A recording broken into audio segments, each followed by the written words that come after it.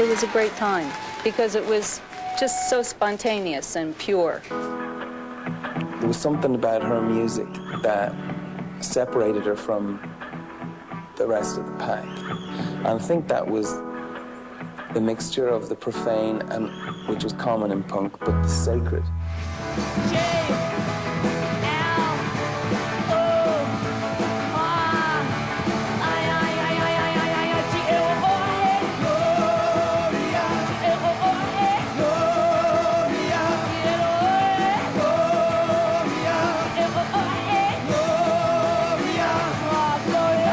The funniest thing about Saturday Night Live to me is the fact that, however hip they were, and they were very hip, they really drove us crazy asking to see copies of lyrics and what songs are we going to do. And while we're sitting in the dressing room feeling like we were being studied a little bit too hard, we decided to go out and do My Generation and knock a few things over. We didn't knock them over too badly.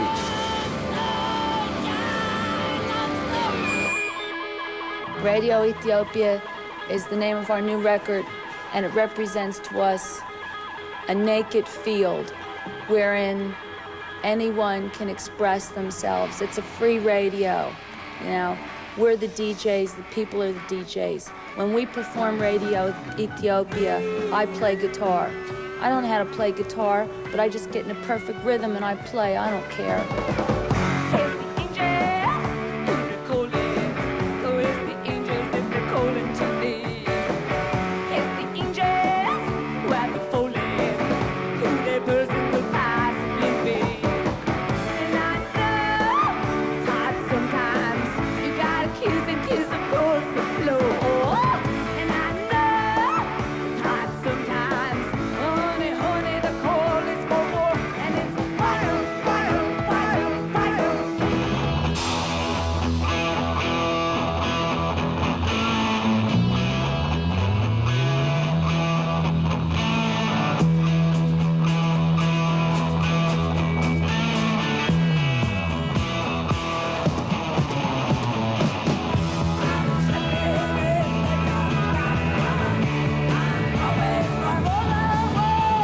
Certainly nobody in rock and roll, and certainly no girls, play guitar the way you do. It's not exactly demure.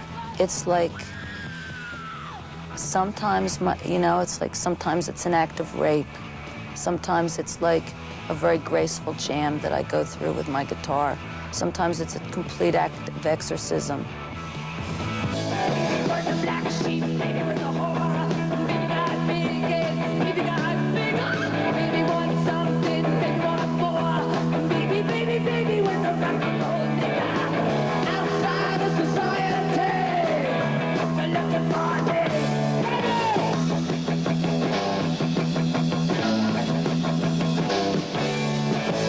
You don't think that rock will be seen as just another phase that came and eventually died out in music? Not while I'm alive.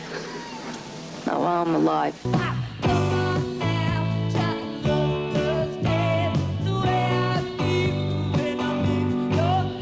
And I imagine that many of the kids who hear Because the Night in the 10,000 Maniacs version, almost hear it as a new song.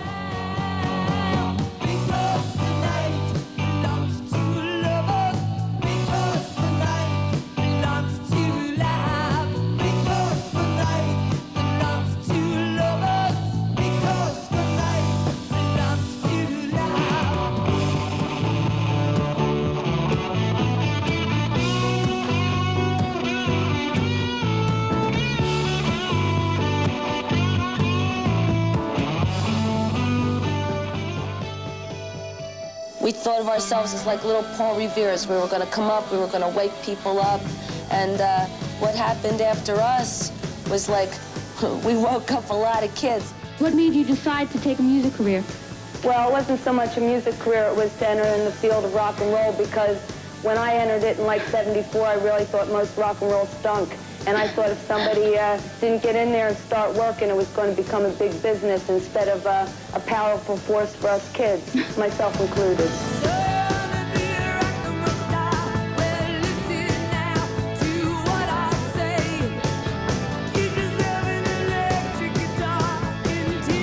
Time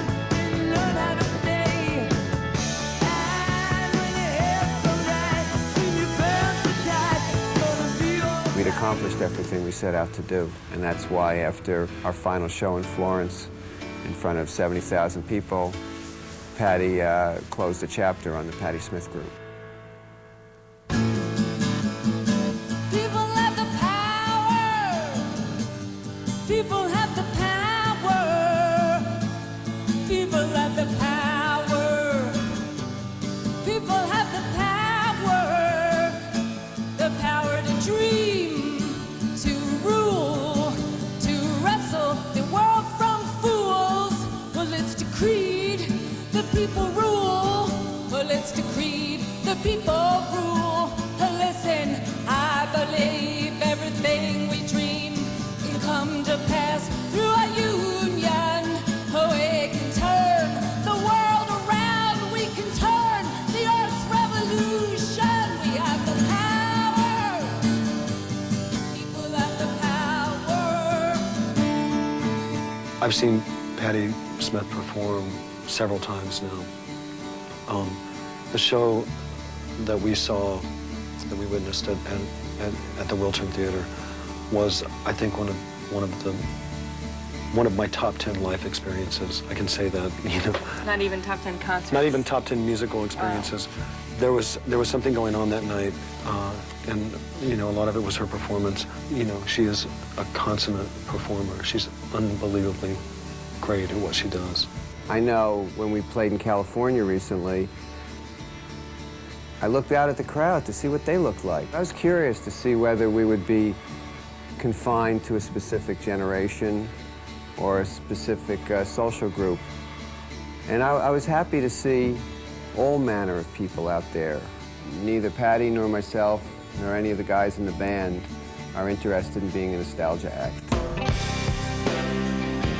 This album is like a chameleon. It keeps changing its colors as we're working on it. The songs have grown, and they keep shifting and changing, and they're growing in terms of the people that I'm working with. And I find as I get stronger and more confident that also my desire to perform them is stronger. Hey!